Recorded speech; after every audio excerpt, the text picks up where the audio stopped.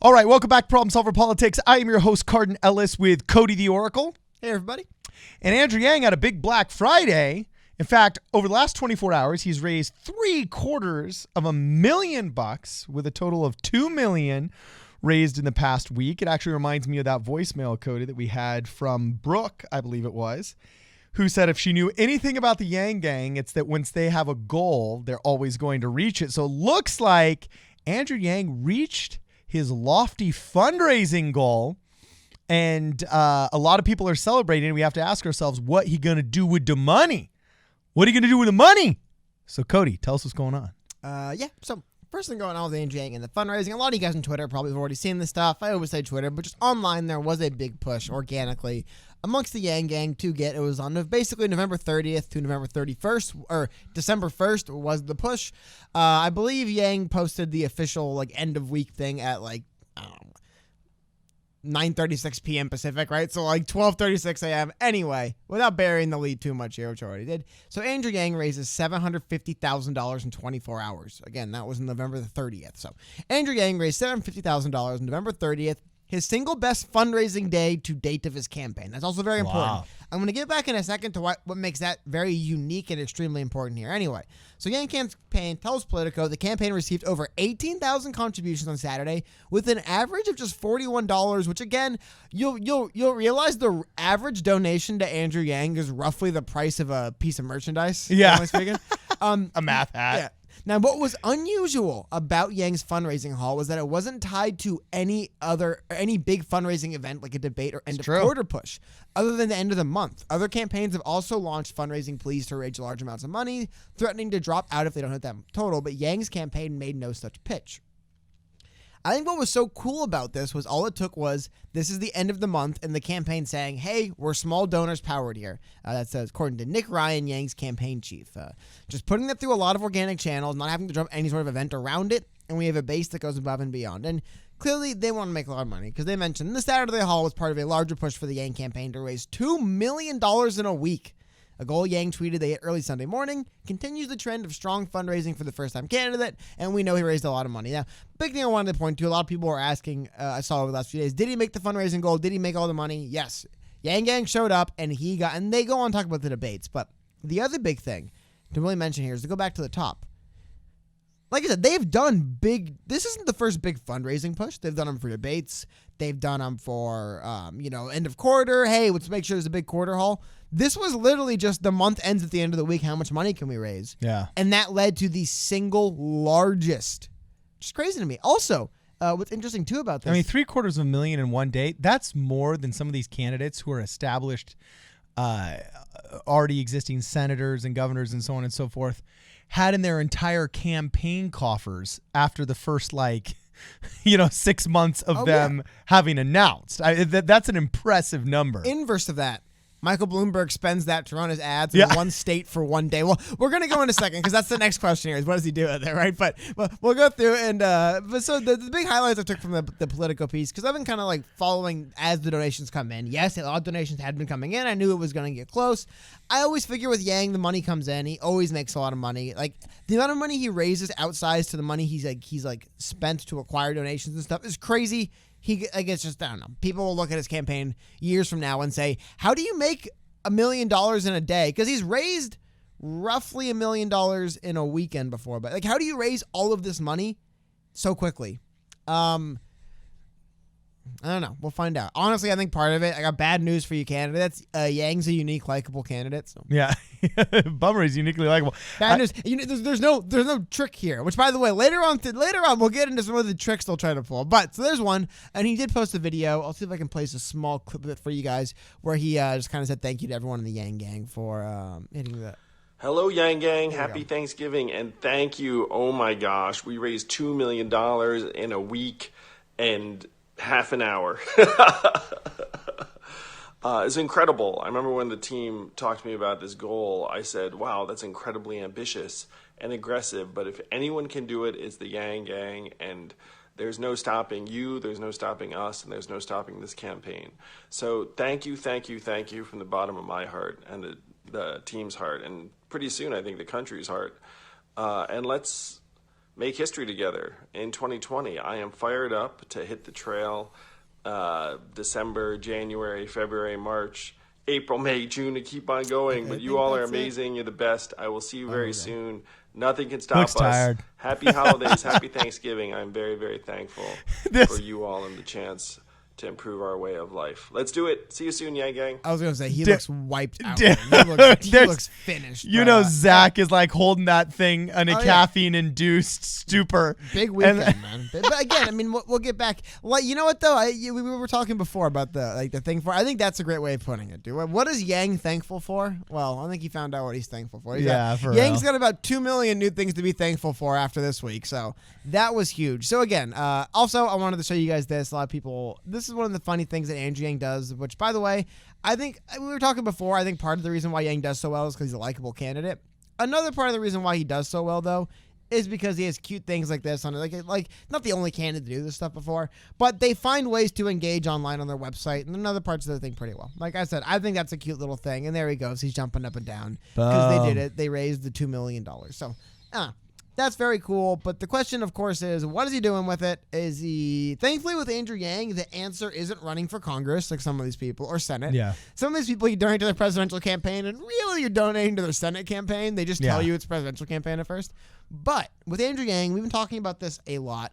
Andrew Yang over the last little while definitely has turned on to running television ads as a main outlet. So we talked about how in the month of November, he ran his ads, according to 538's data, which will show on screen right now, his ads had the third highest amount of total airings over the last 3 weeks of November. Now, I want to highlight one thing.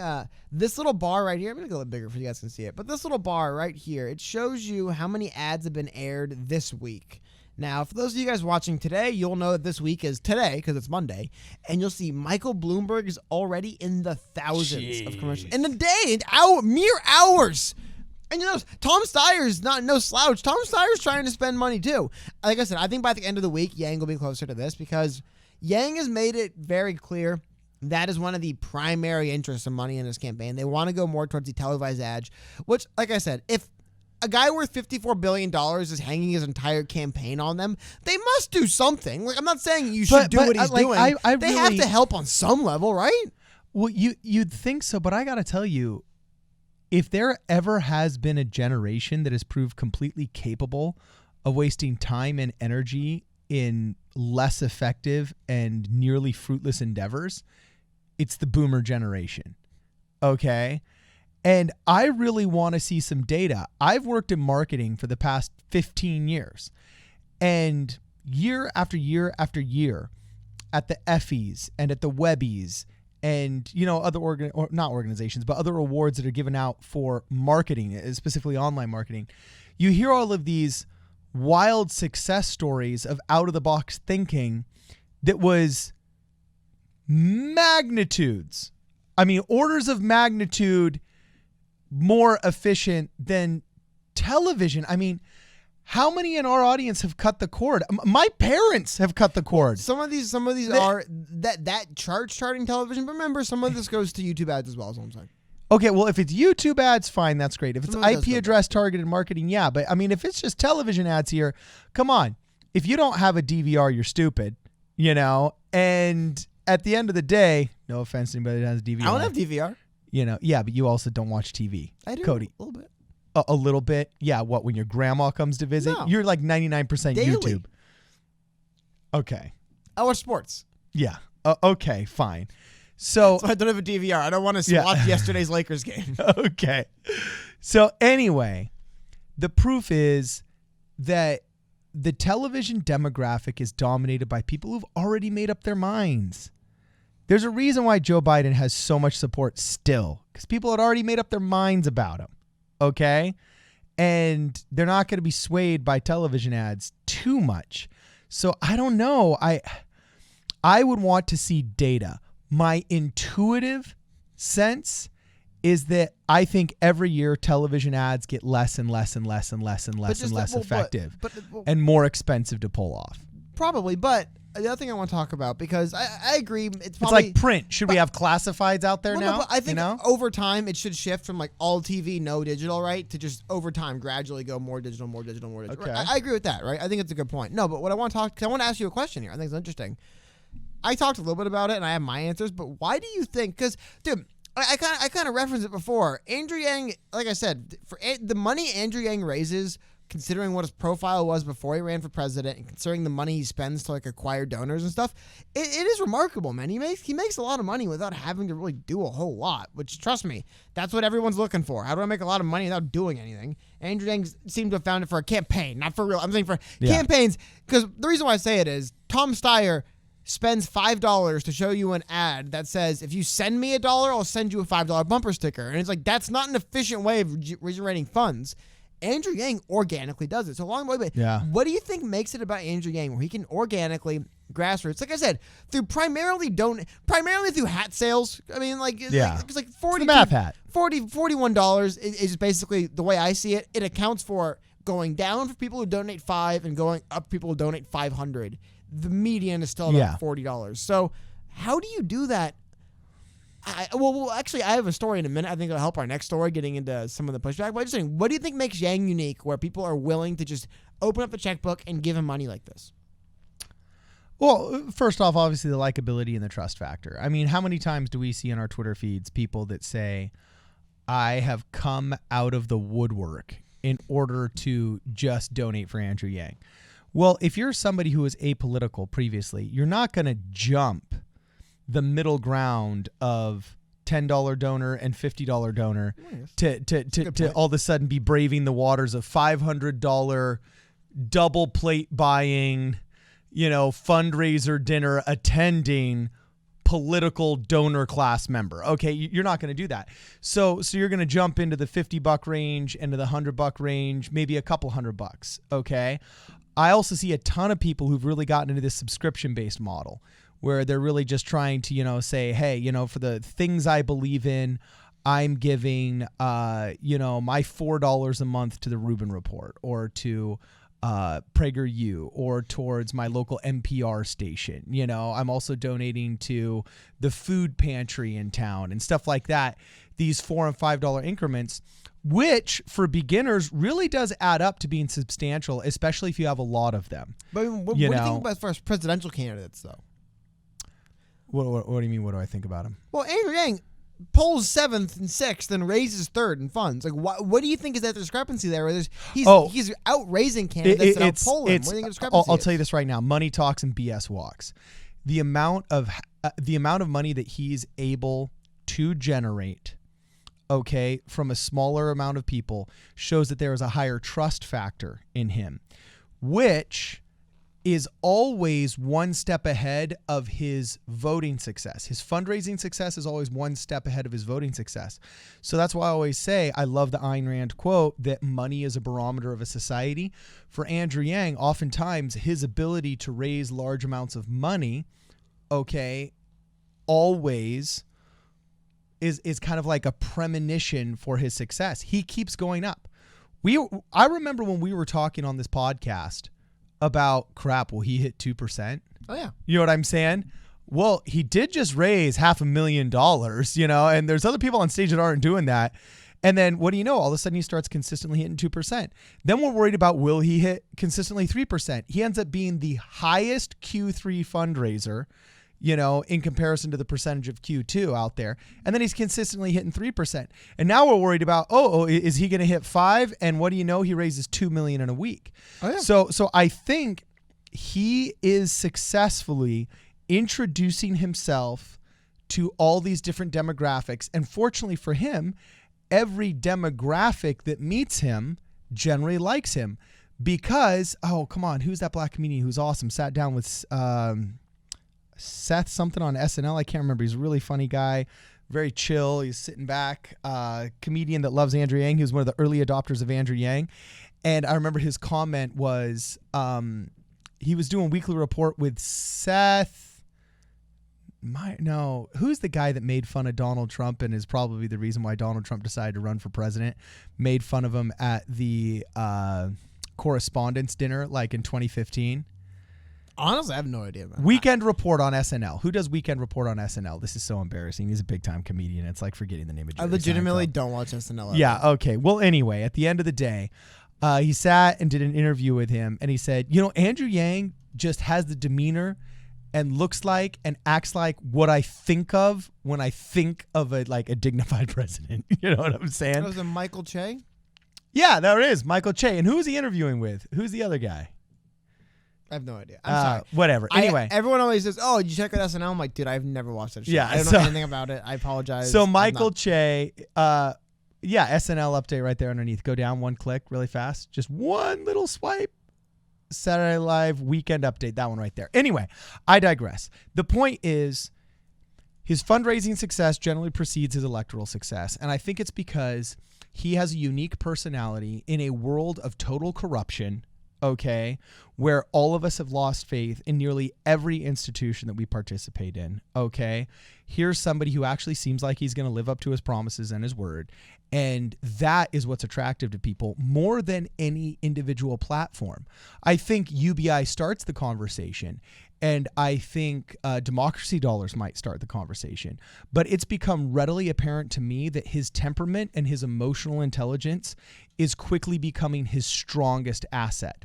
And I think at that, it doesn't surprise me that the same year where I watched Gary Vaynerchuk, he's a big time marketing guy online and so on and so forth, say that in an age of automation, the new gurus and the new business moguls will not have a skill intelligence, but will have emotional intelligence, and they will be the most successful. It doesn't surprise me that one of the most emotionally intelligent candidates is growing so much financially while simultaneously growing so much electorally. I think his greatest asset is actually his emotional intelligence. Oh, that's really interesting. I like what you said. I think it was a really good point. The idea that, if you were someone who had never really found a candidate that they were very passionate about it and never really wanted to engage in politics, I'd assuming because money is trust. Yeah. A donation is trust. You are personifying the emotional trust you have in dollars. Well, I just think also, like you said, if I'm not one of those people who's like, oh, I have to donate to someone, so I guess I'll give him $1. It's different than I actually really want this person to be president and I've never been mobilized for a candidate before. I'm more likely to give more money. I think that's more the people are passionate about Andrew Yang and they believe in him. It's like because ultimately, and like I said, that's actually. It's on our next story. Well, it's a story for another day. We'll get into what happens when you trust or believe in some of these institutions. Anyways, so that was really cool, though. I just wanted to highlight that. There's not a whole lot more to say here, unfortunately. Andrew Yang raised a ton of money in a brief period of time. He's done it before. What made this one stand out as unique is there's no real reason for it other than Thanksgiving mood, and maybe people are up. Maybe people have just spent so much money in Black Friday anyway. They're like, what the hell? Whatever. What's another $100? So who knows? Either way, good for Andrew. He's gonna need this money if he wants to keep up with Bloomberg's unlimited ad runs on television. He's gonna. Look at that. That's Bloomberg's literally the gold line. Yes. If that were a skyline, that skyscraper would be double. Well, actually, it looks like if that was a skyline, that skyscraper would be too tall to structurally stand. Yeah. Anyway, so moving on past. I was like, that's worse than that weird looking skyscraper in Dubai. You know what I'm saying? Exactly. But anyway, so Andrew Yang raised a ton of money. Very good. Anyone in the Yang Gang who donated it to goal, congratulations. We hit it. He did really good, and it's going to help him a lot because you need money to do basically anything. And one last thing I want to touch on. I wanted to highlight this before, but one of the main things they're looking at with the funding, they say, is they want to talk about they're going to staff up in New Hampshire, first of all. Put that around. Boop. He says aides that said the fundraising will give the campaign resources to stay in the race after voters actually start voting. That's the key. We're starting to show some movement in national polling, and I suspect a lot of the early states are going to reflect that investment as well. We're going to continue to staff up and continue to build operation. It's going to compete in Iowa and New Hampshire. But again, I think the idea of they've been just kind of fundraising to keep the campaign going. Now they're starting to plan ahead for how we're going to keep using this money for the next few months. So that's it. That's where the money's going. And like you said, Andrew Yang has about 2 million new things to be thankful for. Just the people. People! That just sounds so awesome. No, just remember to make sure if you want to contribute to the channel, there's a PayPal link in the description. We always want to hear what you guys have to say, so please comment below if you can share these videos. That really helps us get the word out. It's the way of contributing even if you can't help us financially. If you want a hat, make sure you go to problemsolverpolitics.com, pick up a hat there, and make sure you follow us on your smartphones on Twitter, on Facebook, and on Instagram under Problem Solver Politics. On Twitter, we're PSP Radio 1. That's where we do a lot of our announcements. And tune in on Tuesdays and Thursdays where we live stream and take your calls. Make sure you leave us a voicemail at 1-833-PSP Radio. That's 1-833-PSP Radio. This is Problem Solver Politics. We'll see you in the next video.